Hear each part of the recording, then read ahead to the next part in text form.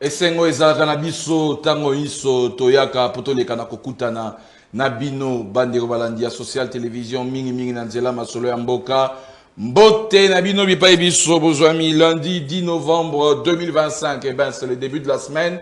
On ne peut que vous dire très bon début de la semaine. Ngai pena na lobaka mingi lundi, le port du sourire est obligatoire. Allez sourire. Pembeni na ondinga na yo en tout cas contamine le sourire à Fisso Atunga qui a passé nuit et qui réalise cette émission à Tongo Lelo. Contaminé sourire narité tubilando ya komi malgré stress ya transport. Contaminé sourire pe na bien na biso ba komi na biso na mokolo ya lelo. Allez tokei na kokabola pasi penza la corporation journalistique mobimba nango to kufeli moko ya biso, un aîné dans le métier, Pascal Amissi leki nako tika biso moko na lelo na Rouen na France. Pascal Amissi, ancien directeur de cabinet adjoint na ministère et à médias, il était directeur des infos na TKM, il était à la radio-télévision nationale congolaise. En tout cas, un aîné dans la corporation, aîné scientifique, membre, il y a Isti Fasik. En tout cas, nous pleurons, Moko Yabiso, Moli Monae, Kenepena Nakope Manakimia. Le programme vous sera donné dans les prochains jours. Tukei Mbalamoko, Nako Sepera, Nabaye, Bazali, Ko fêté anniversaire Nabango. Na mokolo ya lelo mbotama ela monabino banso Élysée. Oh c'est ok. Aimé Bananga, Aimé Dollar, bon anniversaire à toi, le conseiller du BC Terreur. Dollar en tout cas, bon anniversaire. Mokolo ela munayo na makamyo sozayi kosala penza e fuluka totombelio mbotama ela mu Aimé Dollar. Deuxième anniversaire, Ezali à BBC, Bibiche Isandambu. Bon anniversaire à toi, BBC, Ezali Mokolonayo, na sepeli penda ko kabole sengwana na libota nao, mobimba po na kotombelao mbotama elamu na mokolo ya lelo BBC, faites bien et que vive ton jour. Autre anniversaire, Ezali à Élysée Pemba, Mokolonaye. Ya mbotama ndoi mbotama ya munayo to se fait bien doka boule sengwana na yo na mokolo alelo. Une fois de plus, très bon anniversaire à toi, faites bien avec ta famille, je sais que ça s'est très bien passé. Ma camion venait l'équipe bien libota dans mobimba vasale la bolamu et béni. Très bon anniversaire Élysée Pemba. Tukei pena kotombe la mbotama ela muna Priscille Lukita ezali mokolo nae. Et Ambotama na mokolo ya lelo, c'est de la part de Fiston Atunga. Très bon anniversaire Priscille Lukita, faites bien en tout cas na mokolo nayo ya Ambotama to sepe to kabole sengona nayo na mokolo ya lelo, n'est-ce pas? Allez, faites bien, bon anniversaire. Tokei na kosukisa na Papa Joe. Il s'agit de Joël Mokuba. Bon anniversaire à toi en tout cas Joël Mokuba, Izali mokolo nayo ya mbotama na mokolo ya lelo. Merci en tout cas pour la confiance oezaka réciproque mbotama ela monayo en tout cas Joël Mokuba. Allez, tokei mbamoko na mozindo ya masolo na biso contrairement à nos habitudes ndenge to bandaka anniversaire, actualité, pe débat. To kotimba la moko na débat actualité to kana mo nasuka potoleka na ko sukisa mo bien ami ya liboso tozanaye na mokolo ya lelo. Il s'agit de Beska Ben Chanal azai na biso mwana mboka Ben Chanal mbote na mbote ndeko Élysée Wamara mopatisa mbote na bandeko nyonso bazwi libaku ya otala biso na tongo ya lelo. To respecter invitation na biso ya chaque fois esenga to yobeta masolo ya mboka. To yobeta masolo ya mboka. Mboka liboso. Yango ndena liboso. Na loba tango iso. Ça c'est na ma devise en tout cas. Suiba msuba zani balemisa tu zomi. Biso tona oka moko la RDC. Donc partout isenga to lobe la RDC na ngonga nyonso to kozangi sata mokete. Oyebi aspect ya makasi ils ont la profondeur auto yembaka na hymne national na biso chaque jour. Hymne national na biso hymne national ils ont serment au prétaka devant ba aïeux ba kenda avant biso na promesse to pesaka ba o ba koya to lobaka que nous bâtirons un pays plus beau qu'avant. Na ebandeli na suka to lobaka que nous léguons à notre postérité pour toujours. Nous peuplerons ton sol. Nous sommes dans la kati. Mais si au moins les grandes lignes, hein, dans ma communication, tu as lecture en Z. Lecture en Z, ça veut dire que tu as grande ligne à Ebandeli, tu as grande ligne à Souka. Grande ligne à Ebandeli, que non, nous devons bâtir un pays plus beau qu'avant. Plus beau qu'avant, ça veut dire quoi? Batu o babunda qui pour l'indépendance, bâtir qui on a été nini. Plus beau 20 ans après l'indépendance et sengelies à la ndengeni. Plus beau 30 ans après l'indépendance, plus beau 100 ans après l'indépendance et sengelies à la ndengeni. Tant que tu commis na soir, il y a vie na biso, biso nyonso. Tant que tu commis na soir, nini to collègue na postérité na biso. Yangonde sengelies à la ka mutungisi na biso ya chaque jour. Oya lobaki tango lamu ki boye lobi lelo nini ya sengeli ko saela mboka pona participer na ko bâtir yango plus beau qu'avant. Nini ya sengeli ko saela mboka parce que to yebi mokolote to yebi ngongate. Oyo ke soyinga na longo sikoyo awa na lobaki ngai na tikaki au moins boye pona postérité pour toujours et koya na sima. Yango moni que to alaka toujours disposé disponible tant que sengi to meka ko sala ba échange sur nengani mboka sengeli ko tambola tout ça toujours prêt à répondre oui na invitation. Merci mingi mwana mboka Ben Chanal mois de novembre hein? L'anniversaire c'est bientôt. Vraiment on se voit la qui là que batuna oh l'anniversaire on va fêter cet anniversaire. Vraiment. Allez mon bien ami Balé, j'aime toujours ceux qui va Koutani pour débat. Ils seront toujours républicains.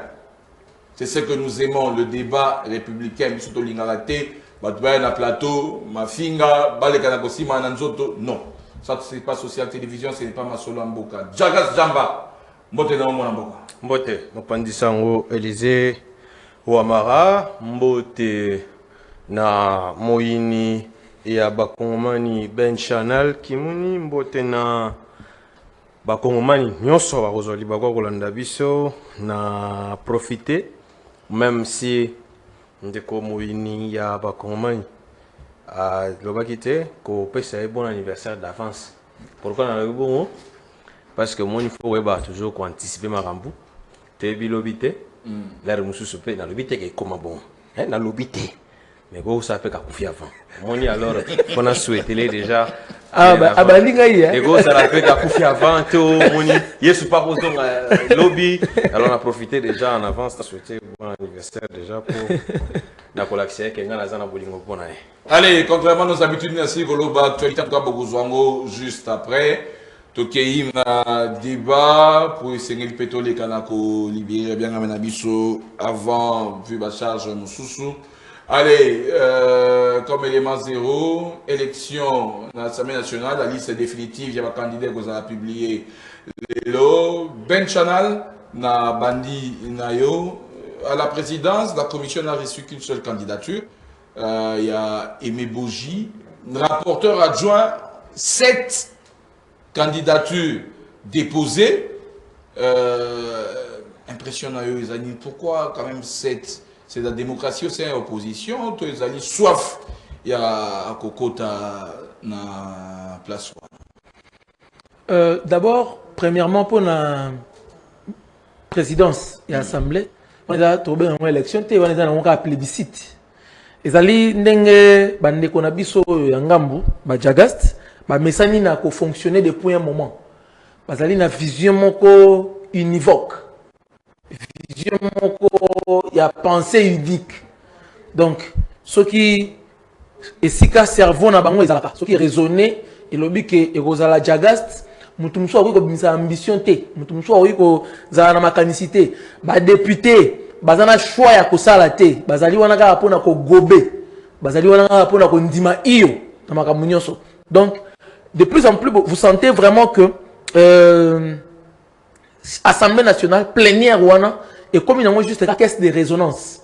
où il y a faire entendre le besoin aux autres, soit dans l'union sacrée, soit dans l'exécutif, soit dans la présidence de la République. Donc, si on a vraiment les sous par rapport il y a présidence. Donc, ils ont plébiscite, ils ont élection. Et je ne sais même pas pourquoi Barocha va afficher, Barocha la campagne, parce que l'autre mot aux arrêtés.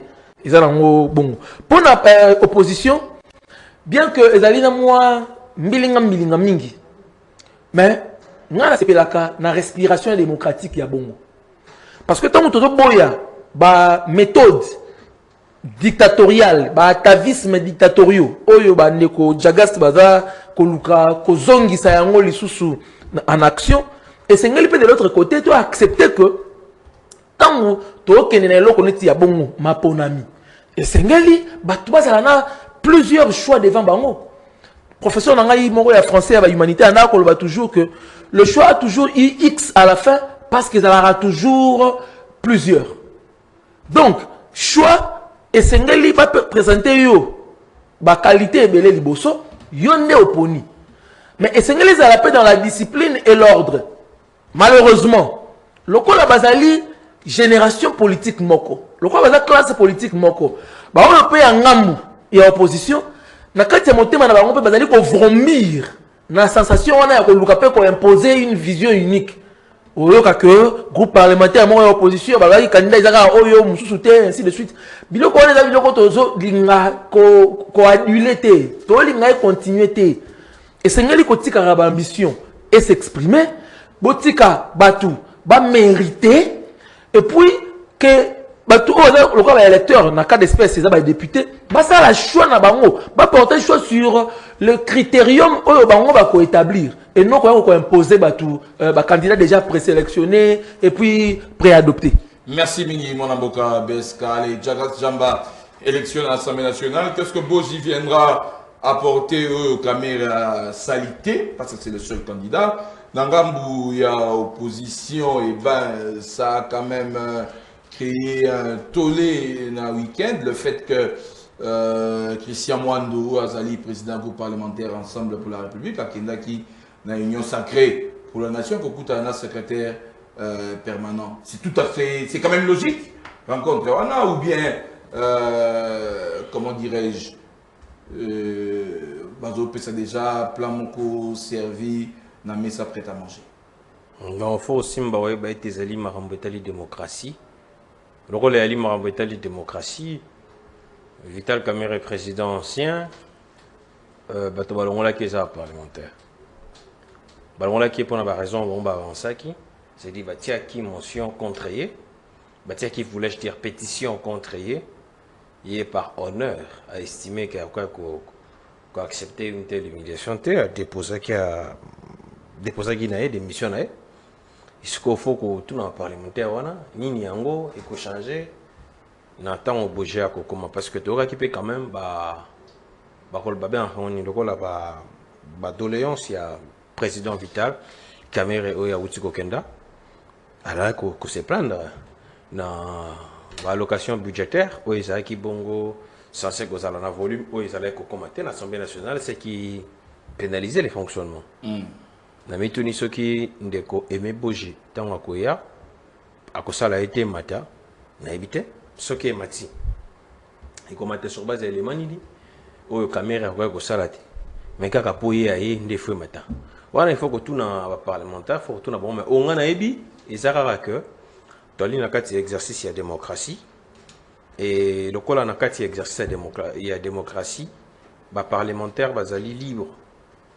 Il y a un peu bango mais babo sanate que mon salaud peuple latine de la kibango ils ont à défendre ils ont à collaborer parce que bazalara élu pour un mandat national mais il parle au nom du peuple c'est-à-dire par rapport à Mboka et le coup là bazalara par rapport à Mboka faut que effectivement par rapport à Mboka bah avènement aimé boji et même la bise plus de contrôle parlementaire plus de rigueur et même dans le sujet moi je crois plutôt que le belave na makambotali ba institution provinciale na mokano ya VPM ya intérieur là-bas nous été parlementaire tant ba bozongana et moboji ba ko bon ko tala ko bengisa bato basengeli ko kamba ba assemblée ko bengisa plutôt ba politique ko baza ko kamba makambo tele territorial pour na koluka mpe ko mona clair na mambi tali ba décision isusu ba kozwa pour na makambo tele instabilité ya ba province. Donc la bandité na ngonga lelo emeboji azali pleinement na ba bon courage, bonne chance ya biso parce que alimoko ya biso union sacrée. Le col alimoko ya biso union sacrée kazaki désigné na camp politique ya biso union sacrée na pesier bonne chance na kosenga été esika bato baza ko reprocher caméra makambo baza ko reprocher caméra ya azoka na ngote asala ya koleka po ete ba kongomani ba sentir que parlement za ko sa musa na ya contrôle na bato baza ko simba kambongo pe misolo à l'état pour na ko affecter on a besoin réel la population. Merci Mingi, moi Mboka Jagas Jamba l'opposition contre la militaire. Opposition, bon, on est à Makambola Bangope. Nous saluer juste un élément important, c'est que il y a tel qui s'appelle démocratie. C'est-à-dire opposition, et ça dit camp politique, c'est vrai, mais opposition, ça dit présenter. Motola Motaro, pour exprimer mon ambition, opposition, ça n'a pas frange belé. Le rôle opposition, ça n'a pas frange belé. Et ça n'a pas cambi moins mingi. Bakenda na course, mais c'est légitime. Et là on a reçu un abonde bomoko. Bomoko peut être opposition dans les arnaques à l'Assemblée nationale. Et après on a reçu un contrepoids. Peut être ceux qui parlement ils allaient babé on est na camp moko, tous allaient quand on a 100 moko. Et on a mal à monter pour na peuple à Tinda Kibango. Et ça peut être équilibré. Donc, tant qu'on va au Kendawana, Babo s'en a été mission à Bango, à côté équilibre pour être voir la majorité les caractères, bouche fermée, yeux fermés, parce que même si on est majoritaire, ça ne signifie pas autant qu'on est toujours du côté de la vérité. Parfois, on peut être majoritaire, mais on est du côté de la fausseté. Il faut que côté les alliés minoritaires aient sonné, même si peut-être voir dans moins cause là étouffé, parce que la démocratie voit la majorité des primara, mais au moins 100 ans que bêta, attends mutayo kité et raisonnera toujours la conscience. Donc ba belé là, ceux qui va moni ma bende ba kongol ba ceux qui moni ndo ki belé là. Merci, allez, natikali na yo to fungoli débat en balamoko, signature, volet économique, accord Washington, RDC, Rwanda, erreur ezali susute wana thématique. Alors, mon amboka Jagas Jamba signature Oyo Tikanatanga, mise en œuvre du cadre d'intégration économique régionale avec le Rwanda. Signature Oyo. On s'en réjouit. Le chef de l'État l'a dit. Fisson Tunga, s'il vous plaît, avant que tu comptes maintenant dans Mozindo, tiens la biso vidéo, il y a président de la République. Na Brésil, dans la Koutani, na diaspora congolaise présent, Wanda Sikoto Fumoli, Malamoko débat na biso. C'est dans une effervescence particulière que le chef de l'État, Félix Antoine Tshisekedi Tshilombo, a été accueilli par ses compatriotes vivant au Brésil. Ils ont parcouru de longues distances pour joindre la ville amazonienne de Belém pour prendre les informations de première main auprès du premier citoyen et père de la nation. Décontracté et visiblement soulagé, le chef de l'État a fait savoir que les processus de paix de Doha et de Washington connaissent un aboutissement heureux dans le prochain jour. Mboka ezali ndenge bozali kolanda yango, donc tozali ko kamba yango malamu, mais moi bakokoso ezozanga te ndenge boyebi. Kokoso ya liboso ezali bitumba oyo bazali ko bundisa biso na tina moko te, bitumba ya est oya bandeko na biso ya est bazali ko kufa uta sikoyo 30 ans. Tozali ko lemba te, tozolela kaka bandeko na biso. Mais esengo naza nango eza ya koyebisa bino ke masolo boyokaki ezalaki kosalema na Washington, na misusu ezalaki kosalema na Doha na Qatar, ekomi pembeni esila. na mikolo ezali koya awa ba américain notamment Maison Blanche et Cotine de la biso officiellement ba invitation pour na kosilisa masolo wana par signature ya accord de paix. Kasi tozali ba naïf te toyebi ke bitumba wana biso te mutu tolukaka yango. Bitumba wana balukeli biso yango po na boanya o ezali na mboka na biso. Ezalaki kosunga bapaya ebele, ba voisin ebele oyo bazalaki ko bongisa bamboka na bango na likolo na mikongo ya bandeko na biso na ya ekonomi na biso. Kasi tobundi makasi potosisa minyoko wana. Tokomi na suka tolingi kobuka siko mbuma ya kimia ya libela na kati ya Congo démocratique. Par ailleurs, il a dit avoir eu des entretiens fructueux avec son homologue brésilien Lula da Silva. Le président de la République a fait savoir que la RDC et le Brésil, deux partenaires traditionnels, vont développer une coopération bilatérale sud-sud dans plusieurs domaines, notamment la sécurité, les commerces et l'agriculture. Allez, Jagas Damba, Toti Kolanda Biso, Obaso, Maloba, Mokuntiamboka. Kalamingite, Bakobenga Bango, Bon Ibale, président Rwanda, président RDC, pour Nakoleka, na co-signé Penza accord, Kimia Penza, et les Kanakokota, plus c'est la 3 décennies de cette guerre que nous subissons, en tout cas. Il était quand même temps, disons-le ainsi. Bon, na Lubayango, na Rolembate, Kolobayango, moni kimio toza oluka ndenge na lobaki mokolo mosusu na etando na plateau yo kimio toza oluka ezali lokola kimio na benga éléphantesque ezali différent na kimia ya poulailler ya basoso omoni soso soka ko azuizem aumela kata ko boka maki aumela kata ko boka ta ko boka maki aumela kata 7 aumela kata 10 ça dépend. Zemine bateau batangi mingi makamba banyama peut-être bako informer biso davantage na limite comme à 2 mois na limite pas comme à 1 mois et où me la raté 21 jours 21 jours voilà de ça qu'à 3 semaines à boire qui manque tant ko boka à boire qui en rebelle kasi nzoko éléphant ce qui a kumbi zemi à zemine wana c'est ça qu'à 22 mois moi na ça qu'à 22 mois na libongo. Ça veut dire, Mbula Mobimba na Basanda Zomi. 10 mois na année. Ce que là, temps pour Abota. Et ça 22 mois.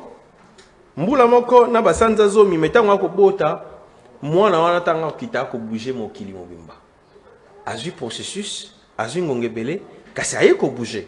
Ndenge mo na lo barayango pour na marambeteli ki mboka na biso. Tozwa ki bongo ba processus ya paie moins mingi. Ebele, et bandi l'autre.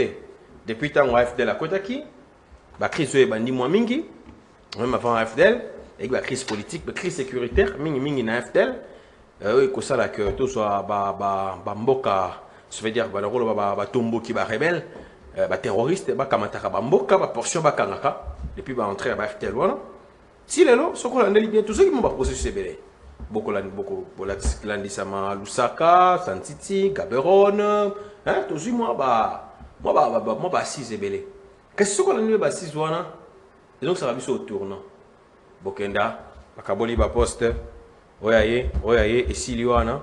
Allez, mboka ils ont une souci. Parce que mboka bola poste, mutala mutako ya pena idéologie na atia komuna a marqué l'empreinte na chose qui n'est pas mal.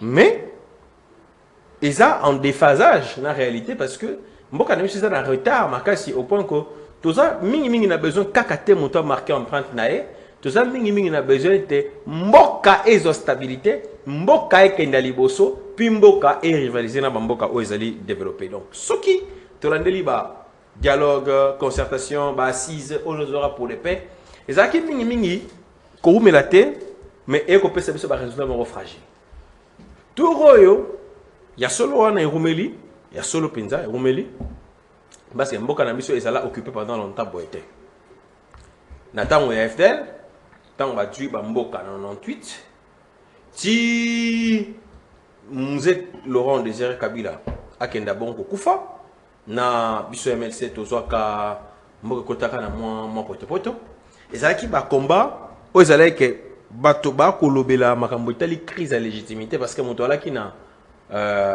voix ya peuple à la guité. C'est-à-dire, à l'époque, Laurent Désiré Kabila, Azaki est lutté, peuple a pensé qu'il voté, et à la Batobaki na RCD, Bazoaki Est, peuple a pensé qu'il voté, et à la MLC Bisso, Montapé Sarabiso voix à l'ité. Et qui bon bitumba, Nanya Kokamba Ekolo, parce que Montemorta a vu voix à peuple. Et on a dit le rôle là, désordre Kota Namboka. Car c'est depuis ordre Kota Namboka. Depuis ma légitimité, Tozongisa, institution issue des élections. Namboka Nabiso, bien que Koko soit la parfaiteté, mais au moins, l'élection est salima. Mbaliboso, Tozwa, occupation Namboka Nabiso pendant qu'on a belebo. Et Nicolas Kisanini, que Toko préparer Nzoko. Toko préparer Kimia Nzoko. Kimia Nzoko, et soit qu'à moi, c'est vrai, impatience et ali. C'est vrai, que moment ni ba ko luka vraiment to sila na bato wana, même ngai, soye na ngai ali bongo, kasi, tata mo kambi ekolo, na bato ba kokambambula matari bazali ko bundana tongo midi pourquoi peut être tozo kimia ya solo parce que oyebi soki tozo kimia ya solo te mboke ko sa développer na lolenga ta morote parce que lelo mon solo ndambo o fa que na investissement pour na ba projet de développement social et okenda noso na mandoki et okenda na mampinga et okenda na mambetali sécurité d'où déséquilibre, il n'y a pas de balance, il y a budget. Déséquilibre, il faut s'observer. Il y a un grande sociale, peut-être comme Mata, on a koto, mahambe aussi, mamalamoute, parce que mon solo, moi, d'ambo, il faut couper ça secteur par secteur, et au Kenami, la priorité est effort de guerre. Quoique, c'est vrai, nous sommes la priorité, il y a priorité à effort de guerre, et que ça peut être, tout, basali, bon, on a mitima, il y a Kanza. Ya kukamata mbongo makambo etali ba projet ya kusala nango makambo elongo banité ezali malamote ya on a ko senga pe pendant que toko financer guerre toko financer sécurité mampinga mboka na biso peut être stabilité moko durable toko senga pe bato ba simbi bongo mosolo mboka ba financer makasi makambo etali justice parce que tant beaucoup financer pe justice impunité c'est vrai que si la ka jamais parce que ezali ba fait humain et que ils a fait politique pour politique asi sango mais ko kita makasi na ko kita wana makasi to ko bangisa et puis to ko permettre mboka et la décoller donc pour na na mutuna na yo sécurité ya mboka auto ko luka ko zwa na mwa bangongebele zali kimia ya nzoko wana ndeko sana ba retomber justement économique na mutuna ntuni parce que bato batanga kelasi ya makambo etali planification na économie ba ebiete ceux qui beaucoup ici kimia na kati ekolo sécurité na mboka et bien ma stabilité politique tant on a stabilité politique et favorisera bien bon stabilité à climat des affaires favoriser le climat des affaires tant au climat des affaires allez favoriser et favorisera bon investissement tant investissement ils allez favoriser investissement peut sera bon misala tant misala est kokota na mboka misala est créera bien bon dans le poteau production et tant on beaucoup produire beaucoup comme on a bien bon richesse dans le poteau et richesse ya mboka tant on beaucoup matissa richesse beaucoup comme on a batanga kilasi ya misika ba bien la croissance économique et donc tant on beaucoup comme on a croissance ne phase ya suka et comme bien le développement économique donc ezali makasi bokasi ya bakambi ya mboka o tozali ko encourager na mampinga na biso peut être kimia ekota ya solo kimia ya nzoko kimia société auto kozolelo peut être lobby moto mosoya abebisango. Alors, Ben Chanal, malobe pa inayo sikoyo intégration économique signature oyo mais position pe à gouvernement au basini koloba penza conditionné à l'exécution intégrale de l'accord de Washington. Kimia, c'est bon, tout que nos projets économiques et autres, ils ont malam ou penza, mais yambo était ma camion sur les canaux compte en exécution, libosona nous, exécution intégrale, il y a accord, il y a Washington. Merci beaucoup, Ndeko Élysée. Je crois tozongi na posture oyo bandeko na biso ya pouvoir tango bautaka ko signer ba premier babenga ngonini ba doit bosso ba signer na Washington wana avec l'accord de principe et tout. Et c'est un gros bagage aux ongles na ngwa baso ganga que c'est une victoire diplomatique, tout le monde ba matisi ba panneau na ville et ainsi de suite et tout ça. Biso tant to ki maloba to lobaki to keba na kokwe na piège, il y a euphorie du lauréat de l'école maternelle. Tu te rappelles encore le quoi na lobaka ya ngwa.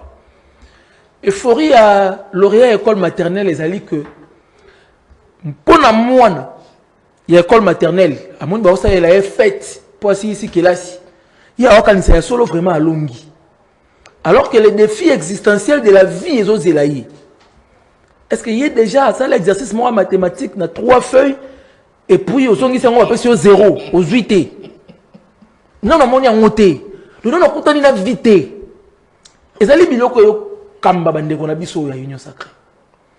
Et là, on a salamité. Makambo sengele salamité makambo ya minene koleka. Mais loko la bazala kabatu moko bazali animé par la loi du moindre effort. So c'est comme loko mo ya muke boye ba sengi ba mbunda ya ba lokembe ba lokole boye to bina to gagner alors que loko salami na ngona muté. Chef de l'état ou tsholoba awa to landi biso nyonso. Malgré que et si comme je crois ezali lapsus na ebité ceux qui n'ont concédé yango. Alors que bato la mboka na biso pona boanya na mboka na biso te pona boanya te pona bozui pona nkita pona potentialité ya richesse au mboka na biso eza na yango. La RDC fait l'objet de convoitises mais ebandi lelo te nanga biso nouvelle génération to lobaka yango toujours. Le complot a été ourdi à partir de 1885. Quand on a mis ça dans la puissance, on a et si on a le territoire à Congo, oyo, si on a un impact, si on a l'État moko a un impact, il y a tika la boue, bon le sentinelle mora za la wana nous gérer. Biso doit profiter de wana. Le complot a commencé là. C'est comme ça même, en 1908, c'est comme dans ma Belgique, après, tu as commis l'indépendance. Même le plan 20 000 ans, plus tard. C'est parce qu'on voulait encore et encore exploiter le Congo. Et complot on a aussi laté. Ce qui veut dire que quand aujourd'hui tu accèdes à la souveraineté nationale et internationale, et c'est là que tu banda qu'on venda ensemble que ça la remise en question. Alors quand il a dit que biso to zalande batu la bango ya ko exploiter. Ah bah ko luka ke biso to zala lokola terre na bango be vache à lait na bango. Ce que appelle biso lipanda. Toko kamba yango ndenge nini pour que to zala les véritables maîtres de notre propre destin. Ça n'a jamais été fait. Au moment où to suis lipanda le 30 juin 60 mais mbala ko na août to septembre désordre bandi. Ba mutinerie bandi, vous et bandi, vous et on est en sorti lelo. Donc, lelo oyo kokanisa a été que simple accord ne eko tia Congo na Kimia, ça c'est leurré n'est pas en français. Kokanisa a été Paul Kagame a kotika kozala commissionnaire ya ba multinationale na ba puissance o ba na simanaye alors que bozo regorger richesse makasi, vous n'avez pas de la même mise sur cela. Je te bonne foi à Mukili, prospérité, développement, parce que vous avez signé des accords. Là, c'est vraiment être naïf.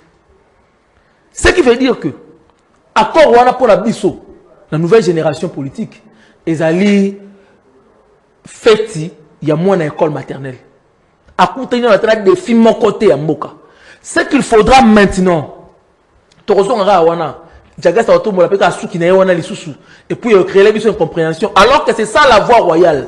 Ce qu'il nous vaudra maintenant c'est que il faut toujours j'ai aimé analyse il y a Ndeko Djaga c'est que dialogue belé tout ça là ça aboutit seulement pour satisfaire des individus entre autres MLC RCD ainsi de suite effectivement parce que les gens y vont avec l'intention de résoudre leurs problèmes immédiats. sans pour autant que ça la prospection par rapport à qu'est-ce que nous voulons du Congo dans les 50 ans à venir. Qu'est-ce que nous voulons du Congo tant que ça 100 ans? Parce que les 65 ans, mais à nous avons un syndrome de Peter Pan. Aujourd'hui, on se réjouit parce que un tel à côté de la Kibiso, un tel à côté de la Kibiso, tu obtenir accord. Parce que un tel a sur la tribune, un tel a sur la tribune, notre voix est entendue. Non, mais le Congo n'a pas cette vocation-là d'être un enfant martyr. Le Congo doit s'imposer. Pour s'imposer, il faut à reprendre conscience. As inconscient. Si on pose à reprendre conscience, une des voies, Yangoyo.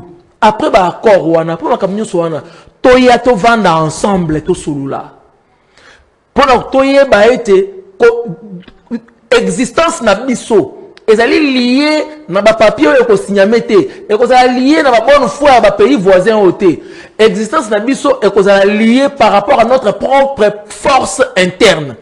Notre capacité, puissance na biso interne. Or, puissance wana pour les ala makasi esengeli ba congolais ba lo ba moko. Ba congolais ba za na réflexion moko. Ba congolais ba za na objectif moko, ba congolais ba za na vision d'ensemble moko.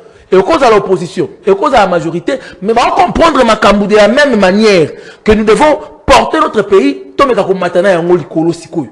65 ans après, tu cause à la boété, Awa Sikoyo, Senga Sikoyo, yo, o betaboye, yo, o betaboye, pour que ce soit le Congo qui gagne. Mais quand il s'agit sous que, je te signe encore, Bobengisi Kagame, na stade des martyrs, Boyembeli Soune, Boyembela Kaiwana, Bobibi Bokasa la balade na Goma. Boyo kovanda babi que non tolongi makambo oyo 3 décennies zemia même temps il y a éléphant et tout ça, il y a Nzoko et tout ça. Là c'est leurré. Il nous faut que nous puissions prendre conscience, devenir forts et s'imposer. Parce que concert des nations et dans concert oyo il y a imposition. Vous ne vous imposez pas, on marche sur vous. Vous ne vous imposez pas, on marche sur vous et lobby. Ben Chanal, mon amboka Jagas Jamba, Oza d'accord Nangaï. C'est vrai. Nikambo Oyo Ezali, espoir Penza, il y a réconciliation durable. On veut vraiment que l'accord Oyo Ezala signé, de manière à ce que les pays voisins, les pays de la région, en tout cas, Kimia et les Kanakofans, mais aussi méfiance quand même du côté de la population. Les Kanakoluka signé Oyo, qui met les Kanakozala, est-ce que après ces années de conflit, population Ozala Penza Malamoko, il n'y aura pas une méfiance quand même dans Nakatia Motema? Bon, ndeko Élysée na tondi sami na esengo mingi na motura nao, parce que motura nao ezo mérité makanisi belé. Est-ce que Congolais a kosepé là? Est-ce que les Congolais ont vraiment la confiance dans la Kambinae? Tala les population na biso. Soko la ndeli malamu mingi. Population na biso nyoso te. Mais une frange. Ba comment na moi méfiance na makambo politique. Et bon ni. Parce que bato yo ba kamba kilobi. Ba la kaki bango makambo yo ya na okoloba lokola kopesa paradis, mais lelo eza penza ya mote tozala honnête. Lelo yo soki ngai na linda kota na kati ya likolo wana ya obabengi na lopoto démagogie na ko décevoir yango lelo sengé na biso koloba vérité po ete bato bazala au courant ya makambo ko sala po ete bazala déçu te. Nakokoloba na lelo mopandisa ngo Élysée guerre kosila dans 2 semaines. Guerre kosila dans 1 semaine. Ce que si dans 1 semaine te, on a la confiance dans la tête, toutes 2 semaines. La prière qui dans le centre culturel va le dans 52 jours. Non, les alliés, mon imakambetali prophétie dans l'ingarami kokota ko analyser à moté. Prophétie c'est un domaine moko complexe, c'est un domaine en Zambie. Et le quoi domaine en Zambie, ngai na maile na ngai, maile na ngisuka na se. Ngabe na lobi donc na kokota na makambetali ko décortiquer prophétie.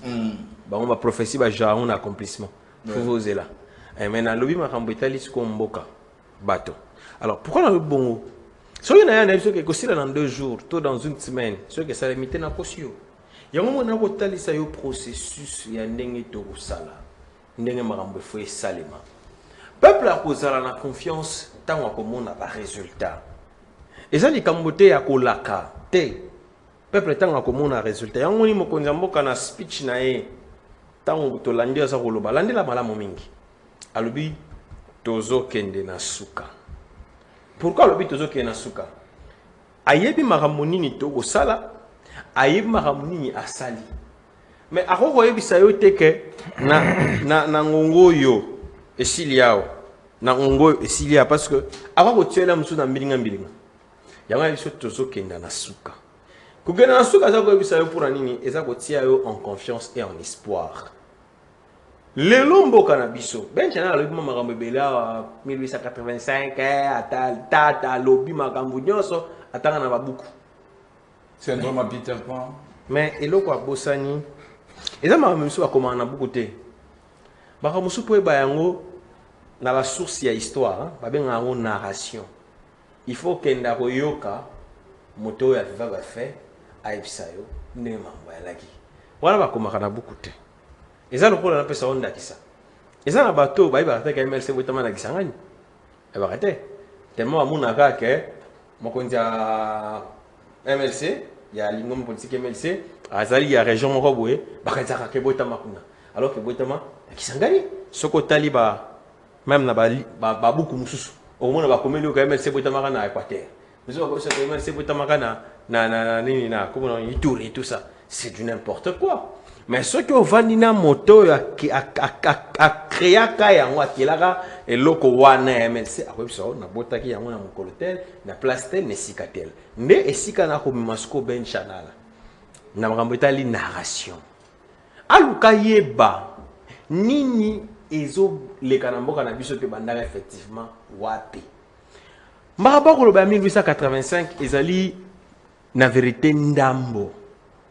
Le vrai problème yamboka yabiso école au Congo et alinini et il était et na mboka mo na tanga kombo sikote na kotanga kango un jour na lobing mo na kotanga ka pe un jour ba vandaki ba lobi était mboka na biso Congo ezali butin de guerre na ba eli ba ko bunda wana ba ko longa wana makambo ko lekana pe ko bimana ezali ya bango.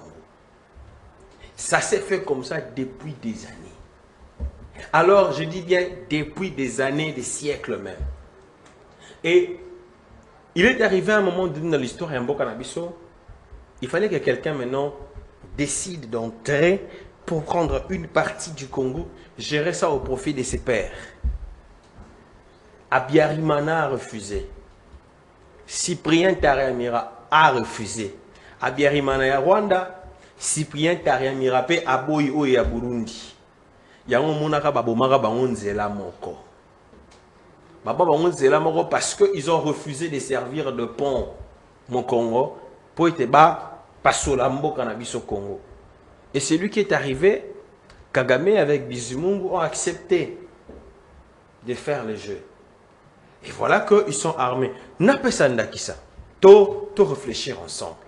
Yebisangai. Nandenge yoko mona mboka lokola Rwanda.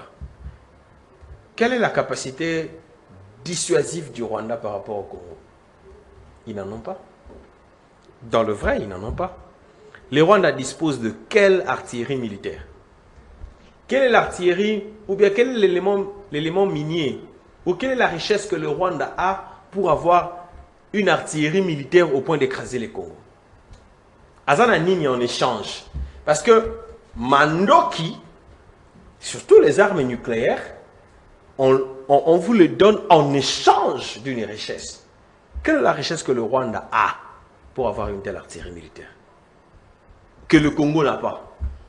Ça veut dire en termes clairs que le Rwanda puise au Congo et ce que les autres voudraient bien obtenir par le Congo, mais qui ne veulent pas obtenir par le Congo par les voies légales, ils passent par le Rwanda pour l'obtenir par les voies illicites. Et donc, le là, il faut qu'on les cadre Rwanda pour l'obtenir par des voies illicites parce que oh, les camarades on a voie illicite, il faut les canapés mangondo. Le Rwanda en échange est doté militairement parce que le Rwanda sert les intérêts de certaines forces dans le temps un jour. Le Rwanda a fandi wana yebisang un peu, yebisang. Si dans ce pays le président Félix Tshisekedi décide de rester au pouvoir pendant 25 ans, na yebisi yo olobi nango okomona ba mboka ba paya ebele ba kotelema. Non, respect de la Constitution, non, c'est ci, non, c'est là. Mais Paul Kagame a le pouvoir, ça fait 31 ans. Et ça, les 31 ans, Paul Kagame a le pouvoir.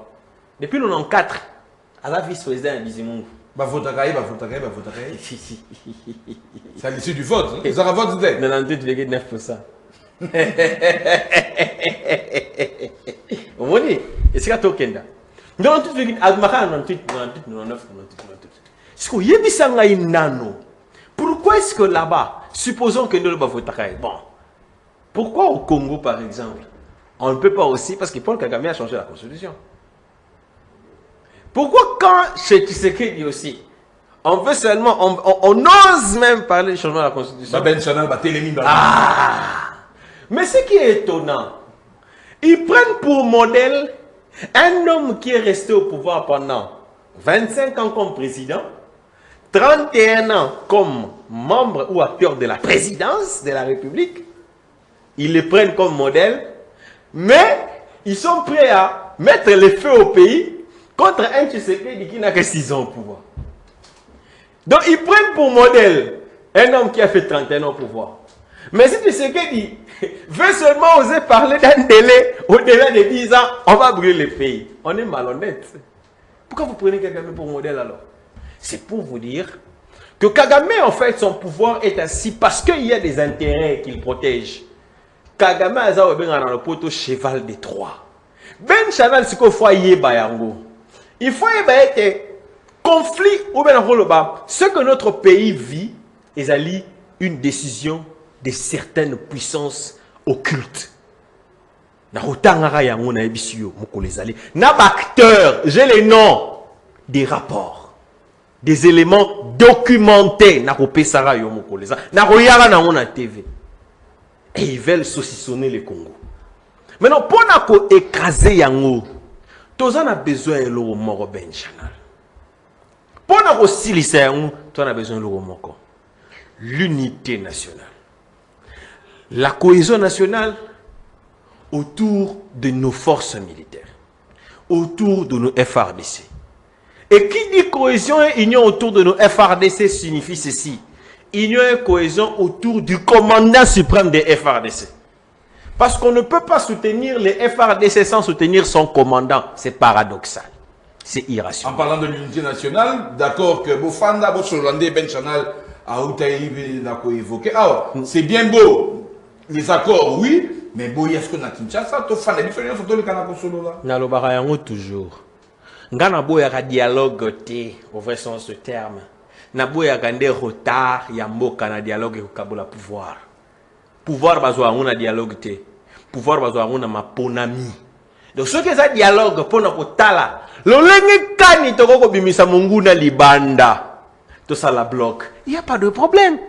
Mais comment vous pouvez dialoguer dans bateau simbi mando qui peut être Kabola mboka en fonction d'un parrainage et d'un plan bien structuré, programmé par les puissances occultes dans le bateau pour dialoguer ndengeni.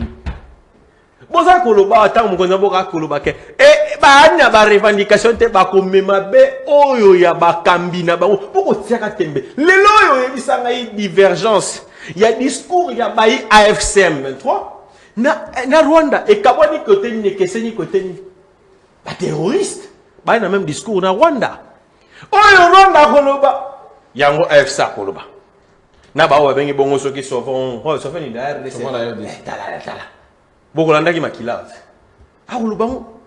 Alubango a marché les montées. Que Kabila na pekisa ki ba FC ba matate. Ye ennemi na monoko nae.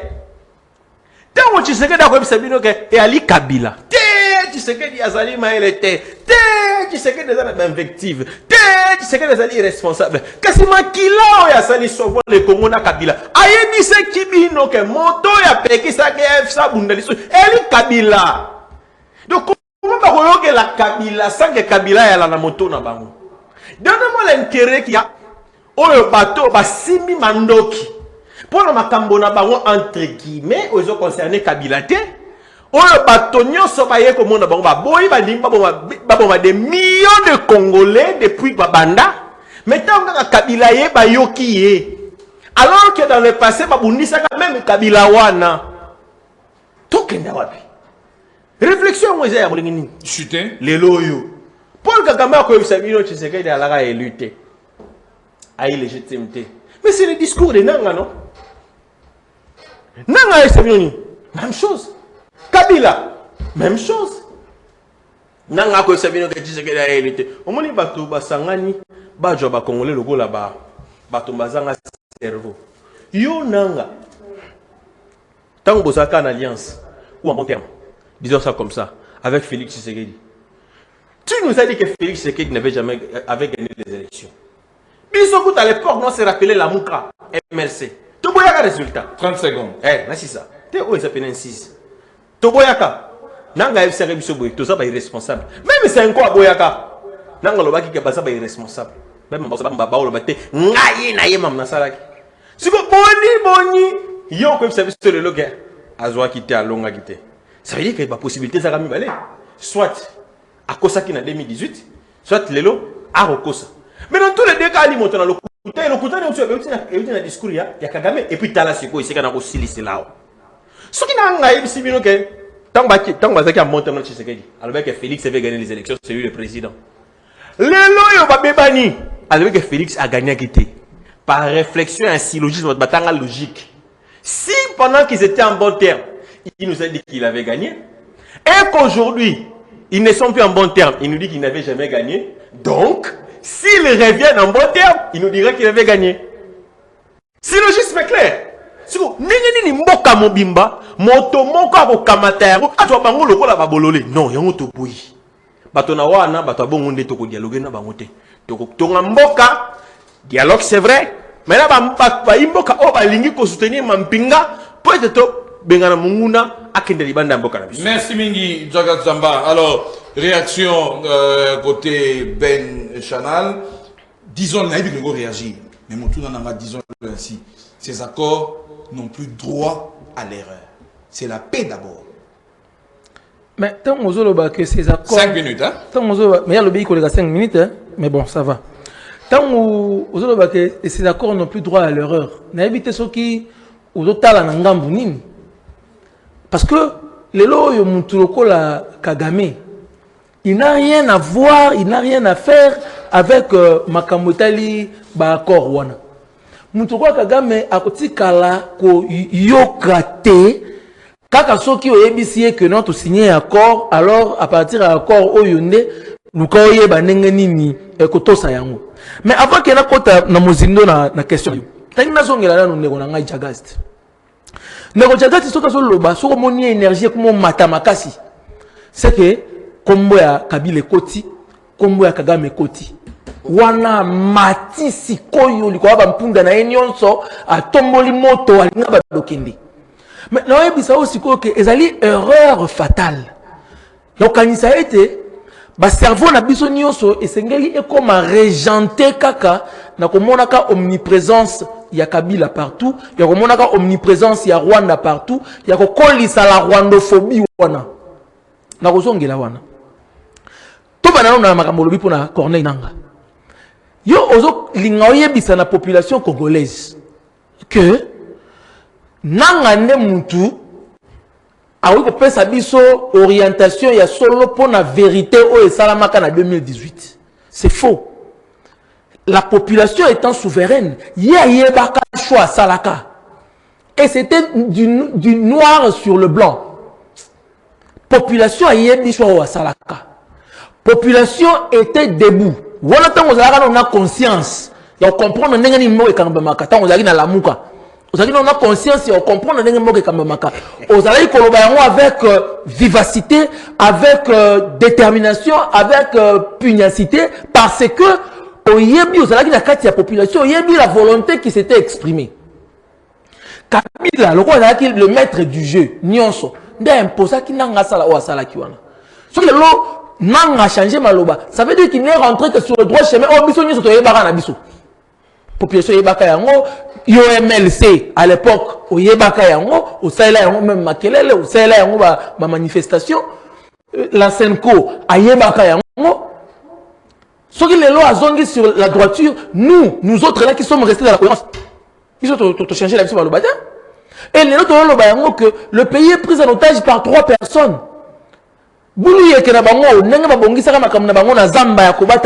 le dos de la population congolaise, c'est entre bango. Malheureusement, c'est la population qui en pâtit.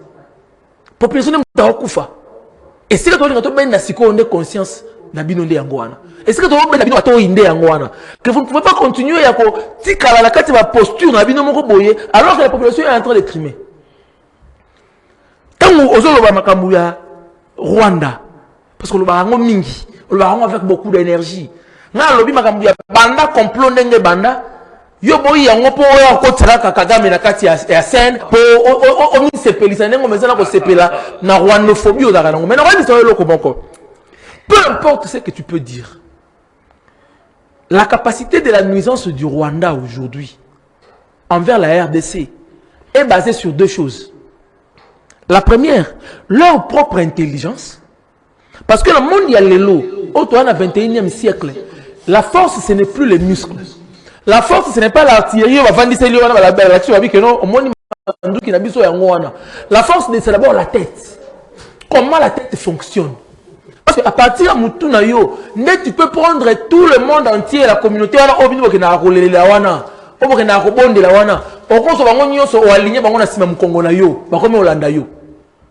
comprendre? C'est à partir il y a Maïel et Nayo. Deuxième chose, c'est notre faiblesse à nous. Nous sommes faibles. Nous avons laissé le couloir à ce que Bassa Kanana Bisso. Il nous faut que nous puissions nous mettre ensemble. Pour que tous les hommes, âme congolaise, cette force-là d'ensemble, unité, donc nous devons nous mettre ensemble, imaginer le Congo que nous voulons, que nous allons léguer à notre postérité. Si qu'on a te poser un jalon à yango. Parce qu'on continue toujours, il y a quoi encensé Kabila-phobie, on continue toujours à encenser Rwandophobie. Et donc, on va prisme, mais on va comprendre, il y a des responsabilités en matière politique, en matière de survivance politique d'un État. Ce qui est Sengeli, Okende, Koyiba, et pas il y a voisin, Oyazana Yango, pour laisser sa banane na yo. Ce qui est voisin, Azaï, Kotika porte na ya refungoma. Tu peux y aller, voler et revenir avec. Parce que yo, on a des devoirs envers banana yo, on a des devoirs envers voisin, on a des devoirs à bon voisinage. Vous avez des devoirs envers banana yo. Donc, le Congo de demain, c'est le Congo qui saura s'imposer. Et pour finir, les locaux, les locaux font un peu de zongi ça on a 30 secondes. 15 minutes de tika biloko na wana putana. Olobi mingi ya zela nganga comme na tout na rapena loba. Olobi makambu ya que non. Awa na minute mtasika wazate. Awa na minute wa Sengeli ko na sima ya forces armées ainsi de suite et tout ça ko na sima forces armées ko na sima ya commandant suprême. Oui, il faut ko na sima ya commandant suprême. Mais 3 choses. Premièrement, il faut savoir que ce commandant suprême là n'est pas sorti des cuisses de Jupiter. Azam Moutou a une faiblesse. Soit il faut envers Yé, avec un fanatisme obséquieux, à continuer à comprendre, l'erreur n'a été. Il y a une des Seigneurs à Moussamboka. Parce que la commune Zambé, nous sommes à Koloba et Rosalane, alors que Azali Moutou. Il y a mis balé. Un troupeau de lions. Ozo Kamama n'a même. Ceux qui parlent d'un troupeau, il y a même. Eux comme un lion. Troupeau, il y a un lion pour là. Troupeau, il y a un lion. Oh, chef n'a pas un même. Ceux qui parlent contre troupeau, il y a un même. Oh, chef n'a pas un lion. Troupeau, il y a un lion pour là. Donc, ça veut dire que, au-delà, il y a troupe. Au-delà, il y a un simanayo pour la pour la routine, pour la autour de toi. Il faut avoir une vision. Il faut avoir une détermination. Il faut avoir une vision. Mais sur le tel, il y a biso awa. Au moins, tu as tâtonnement trop. tantôt à côté Zamba, tantôt paix des braves, n'attendez le beaucoup langai, tantôt dans la belliquette, tantôt on a son côté comme militaire, on côté la banque pour tantôt. Mais non, quelle est la voie à suivre? Troisièmement. Et si quoi, il dit Lingi, tout ça a bon la semaine avant. Troisième chose, na bande on va la fois passée. Kabila, Azama Bété. Ma bête a dit que ça Kabila Kaza Malam. N'est-ce pas Tshisekedi? Azama Bété. Ma bête a dit que vous avez dit que Azali Malam. Donc ça veut dire que la population congolaise, en ce moment-ci, a des choses à demander à vous qui la gérez. Et il faut être très demandeur. Il faut être très strict envers Bino. Parce que côté Bobo Mabiso, Bino va éviter. Et on te sent Bino, on vend ensemble. On va souffler Bino. On va souffler Bino. C'est que nous devons faire ensemble pour que tous les gens et si que c'est merci Mingi Monamoka Ben Chanal. Alors on va clôturer partenaire sur le débat des nations des bandits Sanjaki en tout cas ce n'est pas un péché celui qui a inversé Mouké. On va clôturer l'émission Mokolelo Jagas Zamba en 2 minutes conclusion nayo. Ben Chanal pas besoin 2 minutes pour la conclusion. Bakongomani basimba ete mboka ya biso Kongo ekoteka mate, mboka ya biso Kongo ekokamba matie ke swa koya ko swa baenge bene, mboka na biso Kongo ko kenda solo na mboka papa ya suste, mboka na biso Kongo ba décision ko soma na mboka na biso, na ba pasi na biso na minyoko na biso na minyolo na biso tondimi yango kasi étranger atamokota ko simba la suko akotika la suko zo pouvoir na mboka na biso. Moto moko ta kozala la solde ya Rwanda te ba lobbying occulte pona ko tia mboka na biso na mbulu na bulu yeketo na mbilinga mboka na biso ko kenda liboso mboka na biso ko tambola mboka na biso ezotelema déjà lokola to ko telema bongo mwangonga oyo ya pasi to ko lekisa na bandeko na biso ya este bako nyokwama baye baete ngongango eza ko kenda bongo na suka pour être biso nyonso ba congolais to ko kabongo ko vivre en paix pour être développement on expliquera que comme bongo effectif réel. Merci Mingi Jagas Jamba Ben Chanal. Mot de la fin. Ngai message on a continué loko moko pardon OK Yasuka pardon na sengi 30 secondes na pesu na sengi 30 secondes na ngi na zonga lo moko alobaki Ben Chanal lo azo comprendre te aloba Kabila aza bien batonde ba côté ou kusa la confusion omoni nanga da Kabila elie nanga elie Kabila tala soki Kabila azaki na capacité selon yo au lobby que Tshisekedi azwa quitté na 2018 na tika na maloba na yo parce que Kabila nananga bavanda kisika moko ba décider ba la volonté ya peuple na kena maloba no to tika la bongo supposons que ça vrai na acte na malobo lobby ça veut dire ceci ce qui Kabila a qui na pouvoir sur nanga au point pour faire y changer volonté ya peuple mobimba.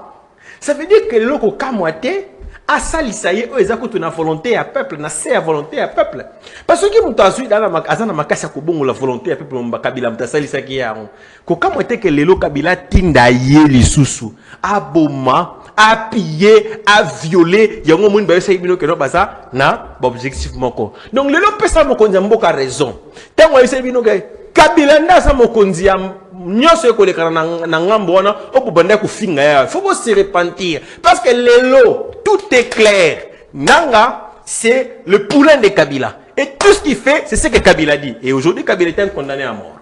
Merci Jagas Jamba Ben Chanal. Kabila condamné à mort mais au solo na ba poulain na ye pour na bosa accord na doa. Merci ngai mot de la fin ya lelo na ngina yebisa yango chef de l'état. Comme ça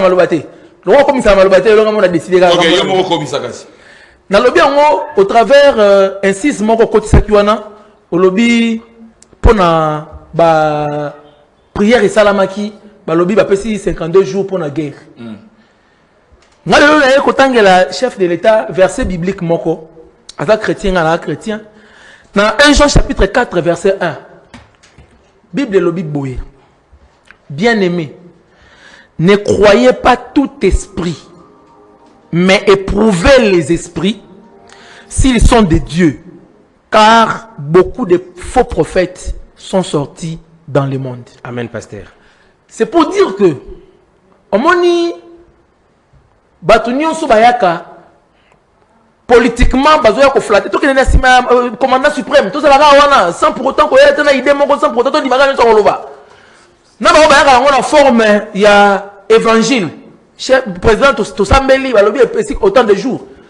Il faut toujours éprouver les esprits pour savoir s'ils sont des dieux. Il y a Mabé, ils ont belé, il y a flatteur, ils ont belé. Les Congolais, ils ont besoin de kimia. Les Congolais, ils ont besoin de sécurité. Les Congolais, ils ont besoin de kabilate. Les Congolais, ils ont besoin de nangate. Ils ont besoin de kimia. Ils ont besoin de vivre dans le monde dignement, avec honneur et fierté. Ce qui, cela passe par Binobo Sangana, Bosolola, pour que bango bazwa vie wana la dignité wana, bosala yango, le plus tôt serait le mieux pour que toi avances. Peuple président a posé Félix, c'est quoi? Kounia, Koudoa, Koudia, mais effectivement, Azar le peuple bazana besoin de nangate alors que nanga ko boma ko kata ba maman. Allez, yo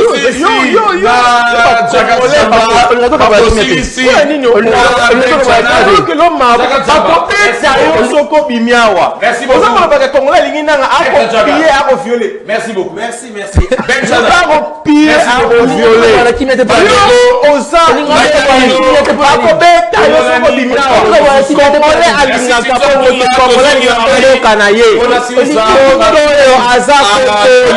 Akoki jamais causa la chouchou ba congolais. Merci. Merci beaucoup. Allez, à la prochaine. À la prochaine. Je termine la partie actualité. Merci beaucoup. Allez, actualité.